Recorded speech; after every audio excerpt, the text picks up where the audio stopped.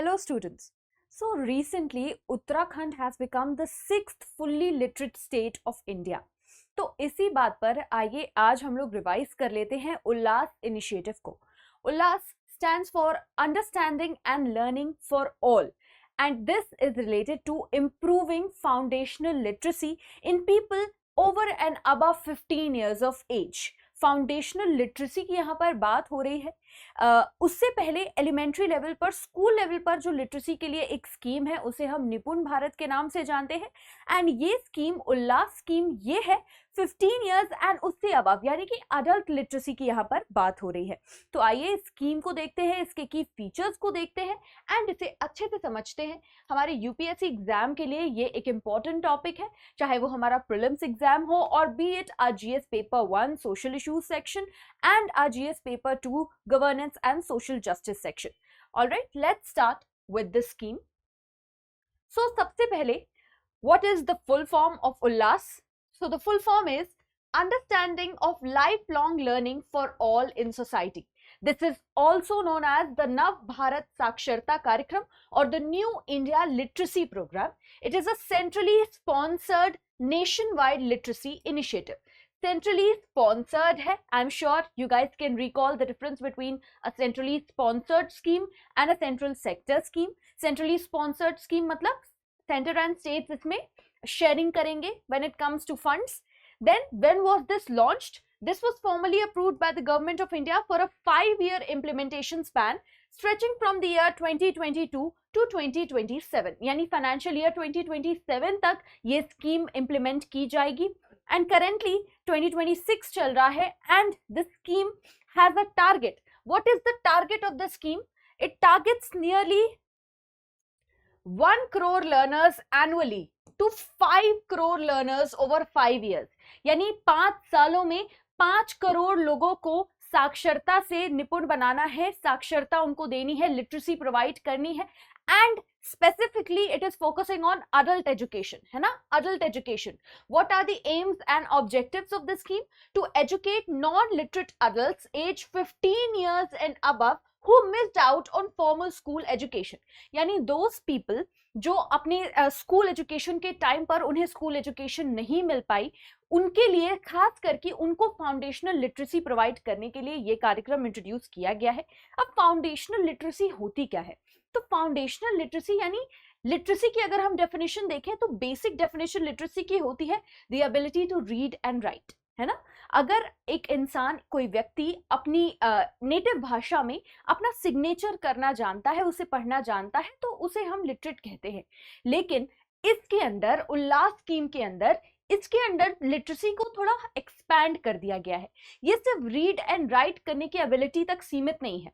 It is expanded and it includes basic numeracy, यानी हमारी day to day life में जो बेसिक ट्रांजैक्शंस होते हैं, ग्रोसरीज खरीदना, या फिर डिजिटल लिटरेसी की हम बात करें, बेसिक फोन एप्स, क्योंकि आजकल तो everything is digital and be it our services from health care to banking, वो सब भी डिजिटल हो रहा है. तो उस तरीके से डिजिटल लिटरेसी भी लोगों को इम्पार्ट करना कि बेसिकली वो अपना फोन, एक बेसिक फीचर फोन भी हो अगर उनके पास, तो वो जान सके कि अपना अकाउंट बैलेंस कैसे चेक करना है, या फिर बैंक के थ्रू कोई बेसिक स्कीम के लिए अगर उन्हें बैंक को अप्रोच करना है तो वो कैसे करना है.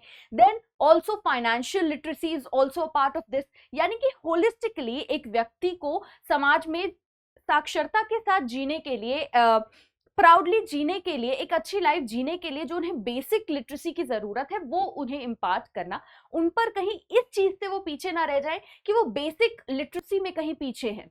ठीक है, उन्हें बेसिक स्किल्स भी प्रोवाइड की जाएंगी अंडर द स्कीम, ताकि उनकी स्किल डेवलपमेंट भी साथ साथ होती रहे. So let's have a look at the aims and objectives once again. So as we saw that to educate non-literate adults aged 15 years and above, then it aims to provide foundational literacy and numeracy to 5 crore learners over 5 years.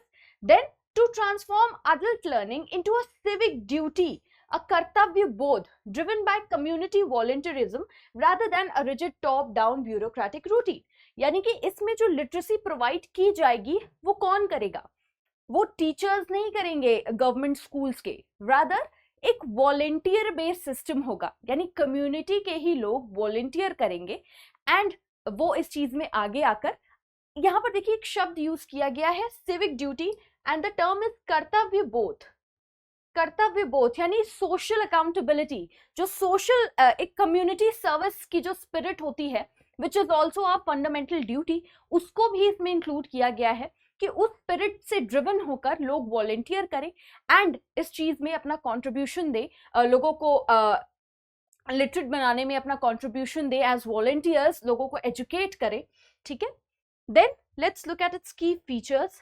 तो सबसे पहला है redefined literacy standard. जैसा कि मैंने आपको बताया कि हम सिर्फ बेसिक लिटरेसी पर फोकस नहीं कर रहे हैं, it shifts the focus from basic signatures to functional literacy, covers comprehension in reading, writing, foundational numeracy, basic digital skills and essential financial literacy. ठीक है, देन स्कूल सेंट्रिक यूनिट्स, यानी it upgrades unused school spaces, village libraries and panchayat offices into सामाजिक चेतना केंद्र for after hours classes। यानी कि infrastructure भी इसमें ऐसा नहीं होगा कि स्कूल आवर्स में स्कूल का, बिकॉज स्कूल टाइमिंग्स में स्कूल्स रन कर रहे होंगे तो उसको भी नहीं डिस्टर्ब करना है। उसके लिए इंफ्रास्ट्रक्चर हम कहाँ से लाएंगे, हम अपने एग्जिस्टिंग इंफ्रास्ट्रक्चर को यूज करेंगे। जो स्कूल इंफ्रास्ट्रक्चर में जो अनयूज्ड स्पेसेस हैं, वहां पर जो पंचायत ऑफिसेज है, वहां पर जो अनयूज्ड स्पेसेस हैं, जो विलेज की लाइब्रेरीज हैं, या फिर जो विलेज के कॉमन कम्युनिटी एरियाज है, उन जगह पर उन स्पेसेस को यूटिलाइज करके, उस इंफ्रास्ट्रक्चर को यूटिलाइज करके वहां पर ये टीचिंग लर्निंग का काम किया जाएगा, वहां उन्हें कन्वर्ट कर दिया जाएगा। यहाँ पर एक टर्म है सामाजिक चेतना केंद्र, मतलब सामाजिक चेतना मतलब सोशल अवेयरनेस सेंटर्स। ठीक है, then digital learning infrastructure, onboarding, volunteer tagging and real time tracking managed via the Ullas mobile app and portal. यानी जितना भी इसके अंदर जो भी काम होगा, जितनी भी प्रोग्रेस होगी, जो भी रजिस्ट्रेशंस होंगे लोगों के जिनको इसके अंदर एनरोल करना है, एज वेल एज जो लोग वॉलेंटियर कर रहे हैं, एज वेल एज कितनी प्रोग्रेस हुई है, कितने लोगों ने एनरोल किया है, क्या अभी प्रोग्रेस चल रही है, क्या लर्निंग मटेरियल है, everything will be monitored on a real time basis in the Ullas app and portal. उसके लिए एक डेडिकेटेड ऐप बनाया गया है, एक डेडिकेटेड पोर्टल बनाया गया है, जहां पर ये सारी प्रोग्रेस को डिजिटली ट्रैक किया जाएगा। Then moving on, instructional materials published in 27 regional languages and local dialects to improve retention and learning ease। यानी इस पर हमारा फोकस किस पे है, मल्टीलिंगुअलिज्म पे, जो कि हमारी नेशनल एजुकेशन पॉलिसी, हमारी NEP इस पर बात करती है, मल्टीकल्चरलिज्म, मल्टीलिंगुअलिज्म पे। तो उसको ध्यान में रखते हुए इस पॉलिसी को डिजाइन किया गया है कि ऐसा नहीं है कि हम किसी के ऊपर कोई भी भाषा थोपे। जिस भाषा में a person is comfortable, which is a regional language of India, in that language 27 regional languages में इसके लर्निंग मटेरियल्स को पब्लिश किया जाएगा। एक डेडिकेटेड पोर्टल है NCERT का, it is the Diksha portal, it is the Diksha portal.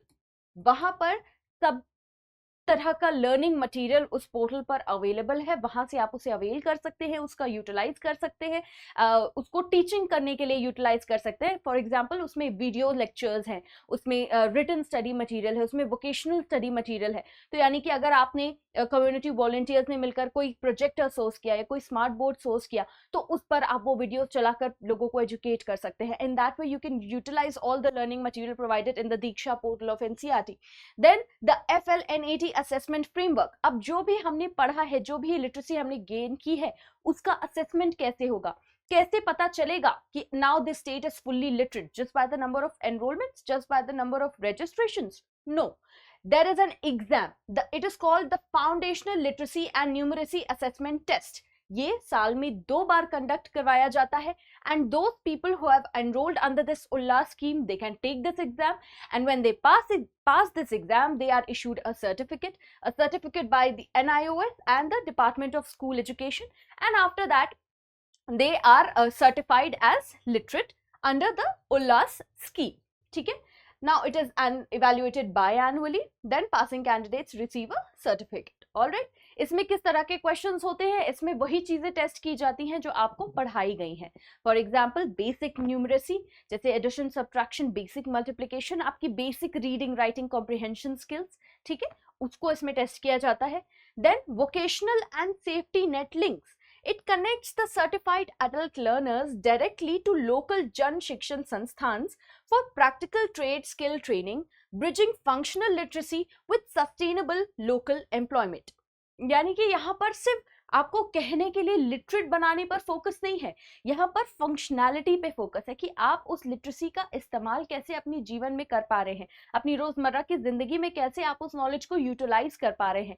इसके लिए आपको इन जन शिक्षण संस्थान से कनेक्ट भी किया जाएगा जो अब मिनिस्ट्री ऑफ स्किल डेवलपमेंट के अंदर आते हैं।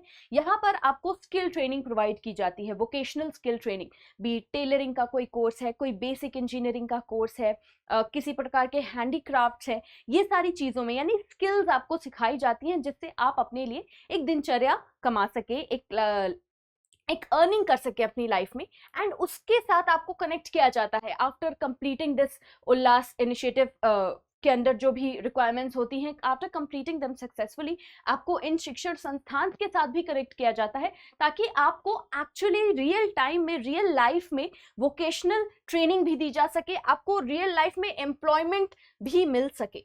ठीक है, तो this was about the Ullas scheme. ठीक है, and as I told you कि बहुत सारे स्टेट्स अभी तक अचीव कर चुके हैं, states and UTs in fact achieve कर चुके हैं फाउंडेशनल लिटरेसी। ठीक है, there are 3 UTs and there are 6 states. ठीक है, 6 states, Uttarakhand is the 6th state and there are 3 union territories. Ladakh ने 2024 में ही अचीव कर लिया था, then Mizoram in 2025, Goa in 2025, Tripura in 2025, Himachal Pradesh, Chandigarh also in 2025, then we have Andaman and Nicobar Islands in 2026, Sikkim and now it is Uttarakhand. ठीक है, ये हमें ब्रॉडली याद रखना है, the name of the states memorise करना जरूरी नहीं है बट यस हमारे दिमाग में होना जरूर चाहिए।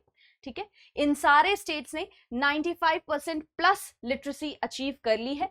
जब 95% का बेंचमार्क क्रॉस हो जाता है तो हम उसे फुल्ली लिटरेट स्टेट डिक्लेयर कर देते हैं अंडर दिस उल्लास इनिशिएटिव। ठीक है, all right, now let's quickly solve this PYQ.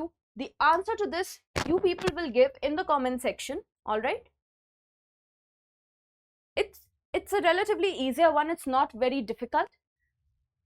Let's read it. It is a centrally sponsored scheme targeting non-literate individuals aged 15 years and above.